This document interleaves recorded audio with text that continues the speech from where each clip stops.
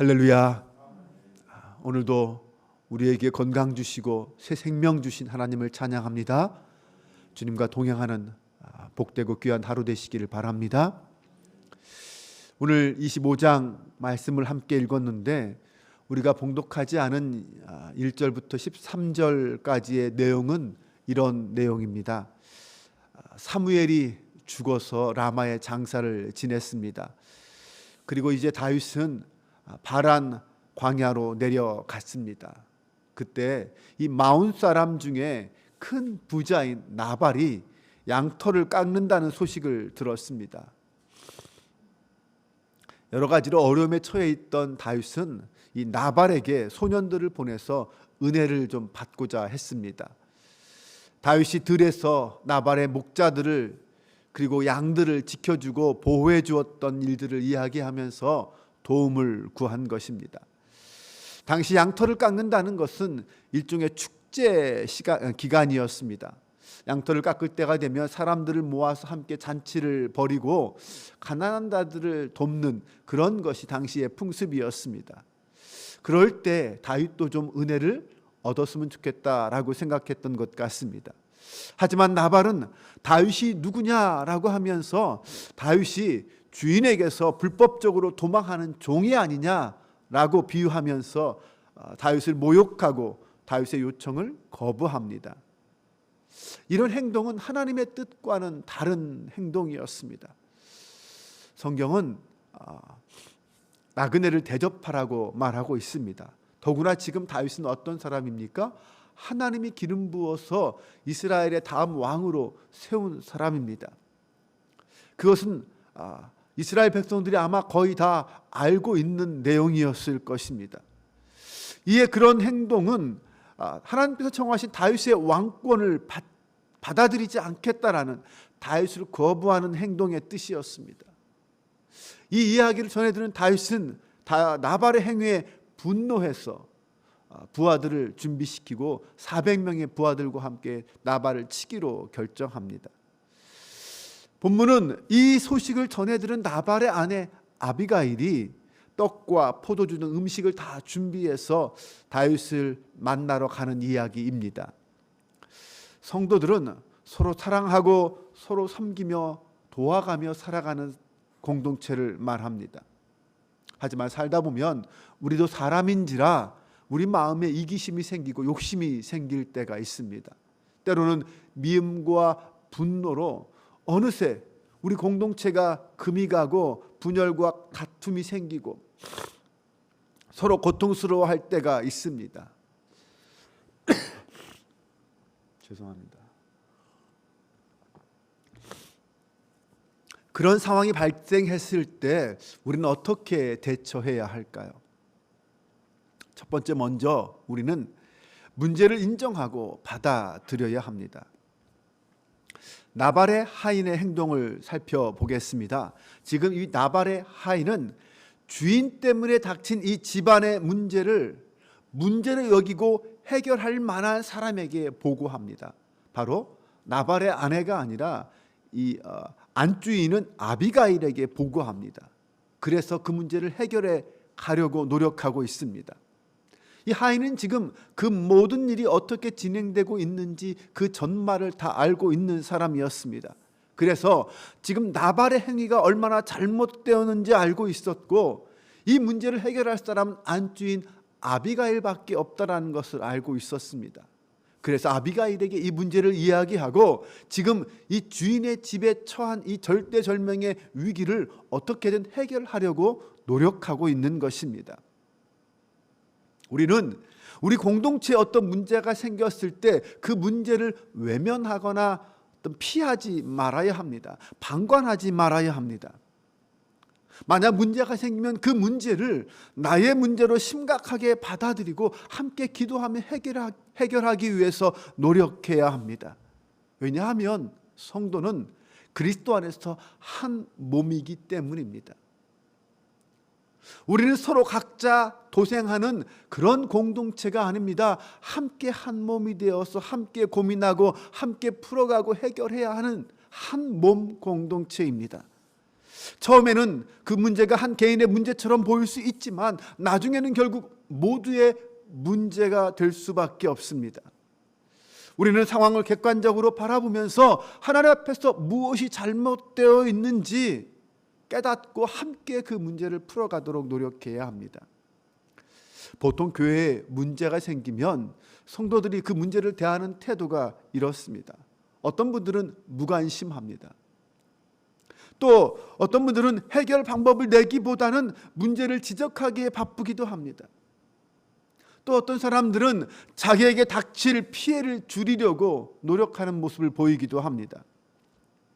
이렇게 우리의 신앙의 태도가 지나치게 개인주의화되거나 아니면 자기 내면의 문제로만 그렇게 치부하고 그렇게 생각해서는 안 된다는 것입니다. 교회 안에서 때로는 그 문제가 나와 직접적인 관련이 없다 할지라도 그 문제에 대해서 관심을 갖고 함께 기도해야 하고 함께 마음을 모아야 합니다. 모든 문제와 사건이 정말 하나님의 은혜대로 그리고 질서와 공의에 따라 해결될 수 있도록 기도하고 도와주어야 한다는 것입니다. 우리 성도들은 주님의 몸으로 행동하고 화평을 원하시는 그 성령 하나님을 기억하면서 함께 공동체의 문제에 대해서 대처하고 풀어가는 지혜로운 성도가 될 수 있기를 바랍니다. 두 번째는 성도는 문제 앞에서 하나님의 지혜로 행해야 합니다. 하인으로부터 이 문제의 모든 상황을 전해들은 아비가일은 이 위험이 얼마나 큰지 직시하고 어떻게 이 문제를 해결할지 빨리 판단하고 행동으로 옮겼습니다. 다윗의 선한 행동에 비해서 남편 나발의 행동이 얼마나 잘못되어 있는지를 알고 급히 먹을 것을 챙겨서 다윗에게 먼저 보냅니다. 아비가일은 나중에 다윗이 인정할 만큼 지혜롭고 총명한 여인이었습니다. 그녀는 남편의 어리석은 행동으로 인하여 생긴 이 문제를 해결하려고 최선의 노력을 다하고 있습니다. 우리가 신앙생활을 할 때 바로 이런 태도가 필요합니다. 만약 우리의 행동과 태도가 하나님의 뜻에 어긋났다라는 것을 깨닫게 되면 어떻게 해야 합니까? 빨리 그 행동에서, 그 잘못된 태도에서 돌이켜야 합니다. 하나님은 우리가 하나님과의 관계뿐만 아니라 성도와의 관계 속에서도 화평을 유지하기를 원하십니다. 하나님과의 관계에서의 문제뿐만 아니라 성도와의 관계 속에서의 문제가 발생했을 때 빨리 돌이키려고 노력하는 태도가 중요하다는 것입니다. 말씀에 비추어 잘못된 부분을 깨달았다면 먼저 깨달은 자가 화해를 요청해야 합니다. 화해를 위해서 힘써야 합니다. 잘못이 누구에게 있는 건 상관없습니다. 내게 잘못 있든 상대방에게 잘못 있든 먼저 문제가 있다고 깨달은 사람이 화해에 힘써야 합니다. 주님을 한번 생각해 보십시오. 주님은 아무런 잘못도 죄악도 없으셨지만 우리에게 화평을 주시기 위해서 먼저 낮아지셨고 먼저 고난당하셨고 친히 십자가를 지셨습니다. 이런 주님의 사랑과 은혜와 희생의 마음을 알고 있다면, 그리고 그 주님의 사랑 때문에 화평을 얻은 자라면 그 주님의 뜻에 따라 화평을 위해 힘쓰는 것은 당연할 것입니다. 화평을 위해 치러진 그 보혈의 가치가 무엇인지, 그리고 분열이 가져다주는 죄의 결과가 무엇인지 알기 때문에 화평을 위해서 힘쓸 수밖에 없습니다. 교회를 분열시키려는 사탄의 계략에 결코 우리는 넘어가지 말아야 합니다. 성경은 성령의 하나 되게 하신 것을 힘써 지키라, 이렇게 우리에게 말씀하고 있습니다. 불평과 원망은, 분열은 사탄이 주는 마음입니다. 수고와 사랑과 희생을 통하여 화평을 이루는 지혜와 용기와 믿음이 오늘 저와 여러분에게 있기를 주님의 이름으로 축원합니다. 마지막으로 성도는 감정대로 행하지 말아야 합니다. 다윗은 나발의 그 악한 행위에 분노했습니다. 그래서 400명의 군사를 이끌고 나발을 치기로 결정합니다. 그가 광야에서 나발의 어떤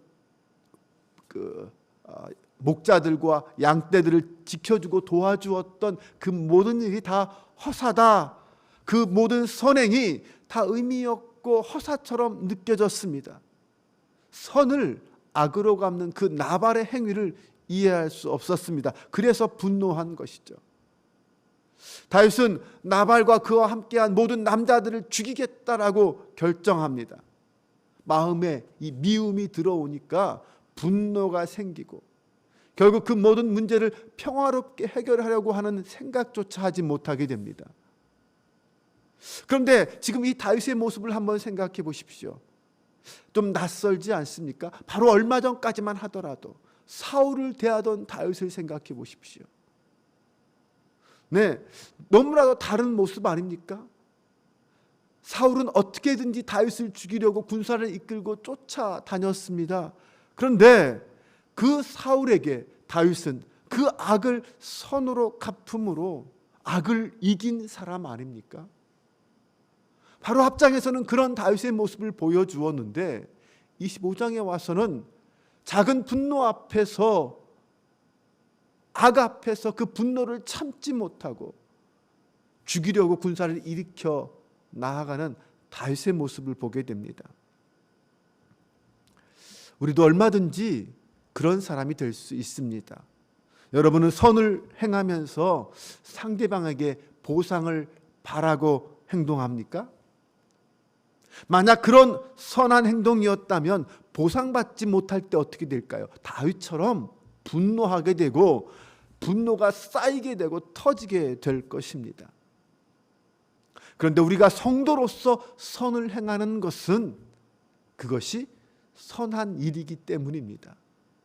대가를 바라고 보상을 바라기 위해서, 바라기 때문에 선한 행동을 하는 것이 아니라 그것이 선한 일이기 때문에 하는 것입니다. 성도의 마땅한 삶의 태도라는 거죠. 선한 일이 하나님의 기쁨이 된다면 그것으로 만족하고 그것으로 행복한 것입니다. 이것이 성도의 태도여야 합니다. 다윗은 자신의 선행이 허사다라는 마음이 들었기 때문에 칼을 들었던 것입니다.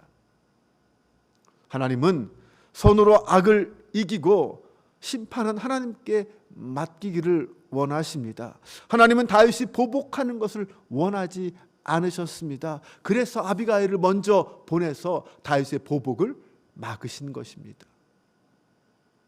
여러분은 화가 날 때 어떻게 대처하십니까? 화가 난다고 그 감정대로 함부로 말하고 행동할까요? 선을 악으로 갚는 자에게 똑같이 악으로 갚아주려고 하십니까?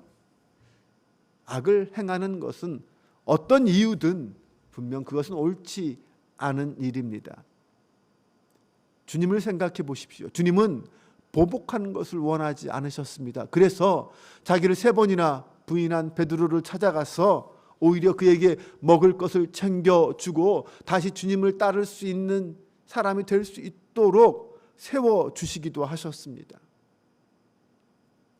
성도는 살아가면서 당연하다고 생각되는 일들이 혹시나 하나님의 뜻을 어기는 것은 아닌가라고 항상 분별할 수 있어야 합니다. 내 입장에서 생각하면 어쩌면 당연한 일일 수 있습니다. 네, 다윗의 입장에서 생각하면 당연한 일일 수 있습니다. 하지만 그것이 하나님의 뜻에 맞는 일인가는 분별해야 합니다.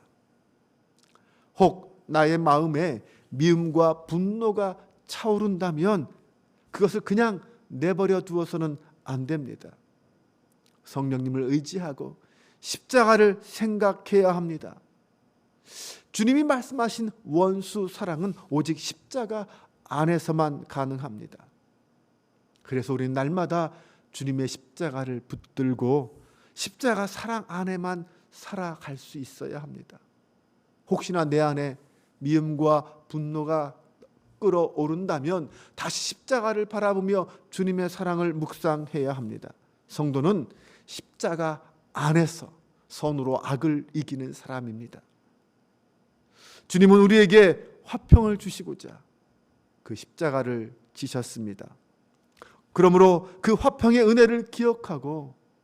우리도 이 땅에서 그 화평을 위해서 주님의 뒤를 따라 주님의 사명을 감당하고 수고할 수 있는 하나님의 사람이 되어야 합니다. 오늘 나의 삶의 자리에서 어떻게 화평을 이루겠습니까? 화평을 위해서 오늘도 헌신하고 수고하는 저와 여러분의 삶이 되시기를 주님의 이름으로 축원합니다. 기도하겠습니다. 아버지 하나님, 우리의 연약함은 날마다 하나님 앞에 회개할 일을 만듭니다. 우리의 무지와 죄악을 고백함으로 회개하게 하여 주옵소서. 언제나 하나님과 성도들 앞에 교만하지 말게 하시고 늘 겸손하게 자신을 돌아보며 모든 잘못과 죄악에 즉시 돌이켜 회개하는 지혜가 우리에게 있게 하여 주옵소서. 사랑의 하나님, 분열과 미움을 일으키는 모든 문제 앞에서 우리의 문제를 직시하게 하시고 하나님이 주시는 지혜로 해결하는 기도의 사람 되게 하옵소서. 함께 서로 짐을 지고 함께 기도하며 함께 사랑하고 함께 아파하는 사랑의 한몸 공동체가 되기를 소망합니다. 우리 한빛교회가 그런 교회 되게 하여 주옵소서. 우리 가정과 선교회와 속회가 그런 공동체가 되게 하여 주옵소서. 우리 주 예수 그리스도의 이름으로 기도합니다. 아멘.